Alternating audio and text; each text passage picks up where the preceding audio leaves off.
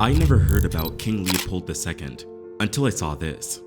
Belgium's statues of Leopold II have been brought down. He was a king whose actions in modern-day Democratic Republic of Congo are considered crimes against humanity. Activists demanded that the statues of King Leopold II be taken down, a monarch whose legacy of tyranny and conquest saw the death of 10 to 15 million Africans. The Congo Free State was one of the bloodiest European colonies in Africa, if not the bloodiest, and this king is responsible for one of the most epic crimes against humanity. But his legacy is mostly ignored or conveniently forgotten. I mean, his atrocities were so bad that they scarred generations of Congolese people. Check this out. In an interview with the African press, a man in his 80s is still haunted by the remnants of the dark colonial era of the Democratic Republic of Congo. He said, and I quote, "Mizi Mivuya, my grandfather, was not the only one who had his hands amputated. I was a small child when I saw many people in my Congolese village missing hands who had gotten the same punishment from the Belgian colonial masters for failing to produce enough rubber for export to Europe." He added that after the hands were chopped off, they were placed in baskets for all to see. This was a way to scare the Congolese to work harder. But this was only the beginning. King Leopold II devised a system of terror in which the entire Congolese population was brutalized, kidnapped, murdered, tortured, and raped. The severe atrocities done under his rule led to the deaths of more than 10 million Africans. I mean, he is almost on the same level as Hitler and Stalin. Yet despite the overwhelming evidence against him, he was never held criminally accountable for his crimes. This is the true story of the man behind one of the largest mass murders in modern history. I'm going to start this video with the search for rubber. The European rush for Africa was one of the biggest single land grabs in history. The main powers, such as Portugal, France, Britain, Spain, and Germany, colonized the continent relatively fast. It was a bloody business. In 1870, about 10% of Africa was formally under European rule, but by 1914, that number went up to almost 90%. At that time, only Ethiopia and Liberia stayed independent. Colonial rule in the Congo started in the late 19th century. The area was ruled by Belgium from 1908 to 1960. To promote his influence and appear better than the other rulers, King Leopold devised an interesting strategy.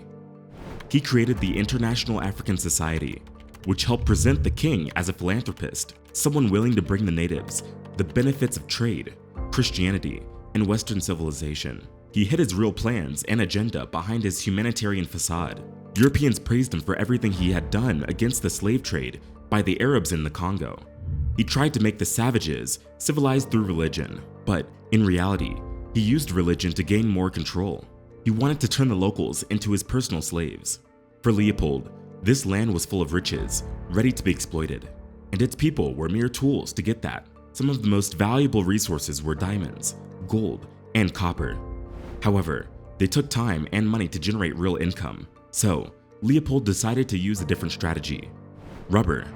In 1888, the first bicycle tire was invented.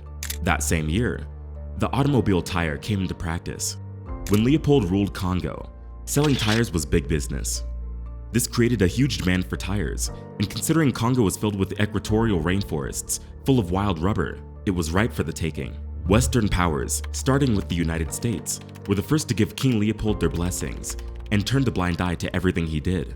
Harvesting rubber was hard work. It was painstaking labor that took hours and hours. Leopold devised a terror system in which the natives had to collect rubber or die at the hands of their colonial masters.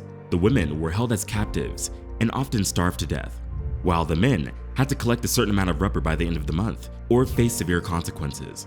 If the rubber quotas were not met, the king commanded his generals to rape native women, cut off the hands and heads of men, whip people to death, starve them, and burn their villages. Countless natives lost their lives, and others were scarred for life. During colonial times, cutting off a person's hand had severe and lasting consequences. That person couldn't keep up with the monthly rubber quotas. Plus, it was hard to do basic tasks like eating and drinking. These people were left to fend for themselves, and in times like these, that proved to be a serious challenge. The closer the amputation was to the torso or chest, the lower the odds of survival. not to mention severe complications, skin infections, and blood loss. Poor nutrition lowered their survival rates, meaning the man who lost a hand was a dead man. This brings me to another part of this video, and that is Leopold's colonial administration. The thing is, Leopold didn't rule Congo the way most people think. He never, not once, set foot in Africa. Oh no, he had lackeys do it for him. Here's how it worked. Even though Congo was governed from Brussels, the main place where things were managed was the city of Boma, a port where they sent out lots of raw materials. The governor general, who directly represented the king, lived there. The land was split into 14 parts, each looked after by commissioners chosen by the king. They all reported to the governor general, who reported to the king. These people would act like trading agents and colonial administrators, but their main job was to get as much rubber and ivory as fast as possible. Fear and dread were used to control the locals. Mass murders and mutilations were a common practice. Terrorism and violence were rampant. To protect his hand, Leopold needed white leaders, so he hired European mercenaries. This is how he made his private army of the Force Publique. He had 19,000 mercenaries at his disposal. The officers of this private army were white, while the rest of the soldiers were black. These black people were forced to kill their own kin. They dealt with rebellions, punched the masses, and took part in horrible tortures and killings, all to serve the king's interests and trading companies. Basically, the Free State of the Congo was a huge concentration camp. Because slavery was so widespread, it was easy to create a reliable transport network and export more goods and natural resources from Congo. For many years, the Europeans had no idea what was happening to the Congolese people. This region was difficult to reach. There was no telecommunication system like the one we have today, so there was no way to get the news out. And almost all the people who worked for Leopold were under his control. That means he could control the story as he saw fit. All the atrocities that he carried out were done inland. The rest were done in remote regions, far from the eyes of typical Europeans. Many of the Congolese soldiers were locally recruited. This meant that he could create his very own stories, and no one would have a clue what he did there. I mean, rebellions were expected. Everyone who was enslaved tried to rebel one way or another. But this was another level of crazy. To meet the demand for rubber collection, he would punish the rebellions in more ways than one, and none of these kills would be recorded. It wasn't until much later, during his rule, that diplomats, writers, and missionaries were sent to the region. They documented what happened there and told us about the fate of the natives in Congo. In fact, these were the first in-person testimonies of the true horror stories of everyday life in the country. One such data was collected from the US missionary G.W. Williams and the popular American writer Mark Twain. In these writings, we can see the dark times in the late 1800s. They spoke about the terrible and severe punishments that the Congolese people suffered. These stories were published in newspapers around the world. We know that there was a public outcry shortly after that, but not to the extent most people would imagine. In 1905, after a couple of months of investigation, the commission issued a report that showed the abuses happening in Congo.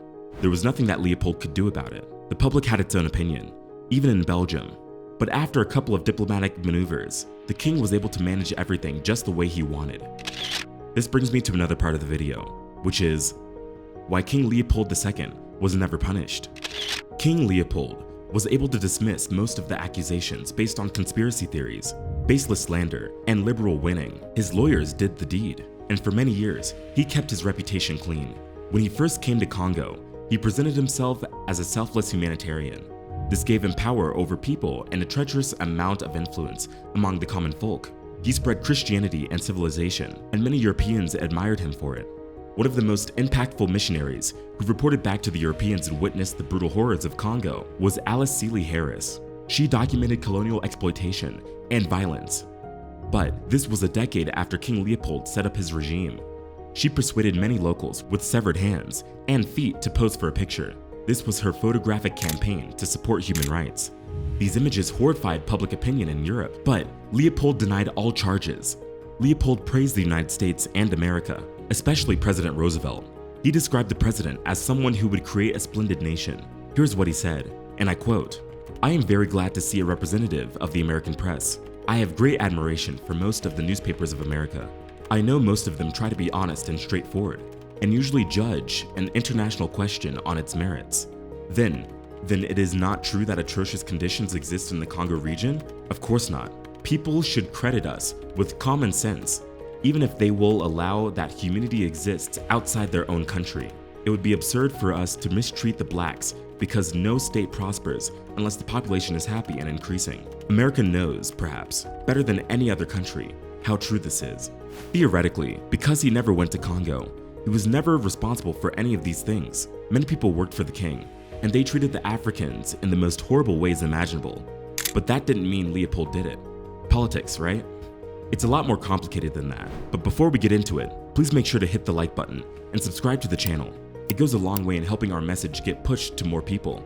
We aren't just telling stories, we're changing lives and waking the culture up. During the late 19th and early 20th centuries, European powers had a complex web of colonial ambitions, alliances, and rivalries. King Leopold managed to maintain diplomatic relations with a major portion of European powers. This gave him unprecedented access to the Congo region. He could influence the way people perceived his actions, and many were reluctant to criticize him too harshly because of his colonial endeavors. Even if missionaries did collect evidence, it took a long time for that evidence to reach the public, meaning that the influence the king previously had still remained strong. Then there was the economy. Yes, Leopold exploited the masses, but he also amassed a huge amount of wealth, mainly from the rubber and ivory trade. So, this private venture was a huge source of income for everyone involved, directly or indirectly. Even if people knew about it, they didn't care what he was doing, as long as it brought them money. I mean, it was the perfect timing. Bicycle and automobile industry. Everything was just the way he wanted. So, it was expected that we would deny or downplay the charges. He wanted to protect his reputation as long as he could, so that he would get more money and power out of it. He covered his diabolical brutality with very smart diplomacy. Here's how he used the public diplomacy to avoid getting punished. Leopold came up with the idea of making a Congo-free state, where he would be the sovereign ruler. The name made it sound like people would have freedom. He talked a lot about this in Britain and pointed out that Portugal had slaves to take the attention away from his plans. He said he would get rid of slave traders in the Congo area. He also promised British businesses that if he controlled the Congo, they would get special benefits. He told Germany that they would be treated the same as everyone else. Leopold then told France that his organization would support them in controlling the northern part of the Congo River. He added that if he couldn't afford to run this whole part by himself, he would give it to France. He sent the US president some edited copies of treaties he got from Stanley. He said his group would take care of the Congo and give power to the locals when they were ready. He wanted the US to recognize the treaties and the Congo Free State. He even told Southern politicians it could be a new place for freed black people from the Deep South. He made a lot of promises. In April, the American Congress said the treaties were real and that the Congo was its own country with Leopold as king. Other countries like France and Germany recognized it too, since people saw the organization as a real government. Bismarck invited Leopold to talk with the powerful countries of Europe. In November 1884, there was a meeting called the International Conference. They decided how to split up African lands without asking any African leaders. The Congo Free State featured almost 2,600,000 square kilometers, 1 million square miles, making it the biggest claim in Central Africa. Another reason Leopold wasn't considered a dictator is that he built a lot of urban projects, buildings, and public works in Belgium. He basically made Brussels a Little Paris. These architectural masterpieces were built at the expense of the exploitation of the Congolese people. Leopold made an exhibition on a fancy property to show off how great the Congo Free State and Belgium's progress were. The exhibition had two parts. The first one showcased resources gathered from the Congo, and the second one, in the park, Leopold organized 267 Africans to come to Belgium to set up a traditional village from Congo. This led to the creation of the Congo Museum. Then there was the Cinquantenaire, a U-shaped building that's the highlight of the Belgian capital. The park's centerpiece is the triumphal arch, known as the Arc de Triomphe, which was built to commemorate Belgium's 50th anniversary as an independent nation. Leopold II was also involved in restoring and constructing various churches, public buildings, and urban projects throughout Belgium, particularly in Brussels. To better understand his thoughts and behaviors, it is important to look at how he spoke about the Congolese people. In his mind, it was important to teach these black natives to forget their heroes and adore only Europeans. It was crucial to showcase your dominance and demand respect so that these Congolese would never question your superiority. Basically, no matter how kind they were to you, you shouldn't give them anything in return, other than some common courtesy. To expose how cruel King Leopold II was, Mark Twain wrote a pamphlet in 1905 called King Leopold's Soliloquy. This book was published in 4 languages: English, Italian, French, and German. In the book, Twain used humor to criticize Leopold and his control over the Congo Free State. Twain mainly talked about how King Leopold II believed God chose him to bring Christianity to the Congo. Leopold said he didn't use government money for himself, and he thought only people who didn't believe in him said otherwise. He said his main goal was to spread Christianity in the Congo, and if anyone said bad things about him, it was like they were insulting God. In the book, Mark Twain also talks about the terrible event in 1899, when Leopold sent Zappo Zaps to collect taxes, and many people were brutally murdered. Leopold tried to say that his critics only talked about his taxes on the Congo, but they ignored his efforts to bring Christianity to the region. As you can see, a lot was going on in the Congo region behind closed doors. The story is a horrible chapter about the brutal mistreatment of the Congolese and the impact of colonialism. It needs to be told. These are lives that were lost. By 1908, diplomatic maneuvers and public pressure forced Leopold to surrender the land. But in that time, he managed to scar generations of people. King Leopold was a tyrant, one tyrant who managed to accomplish such atrocities without a government. But he did have the support of business conglomerates and European powers. He had people doing the dirty work for him. This documentary was extremely heartbreaking for us to make, but the truth needed to be told. If you want to learn some more hidden truth, the video on the screen shares exactly that. Click on it, and we'll see you over there.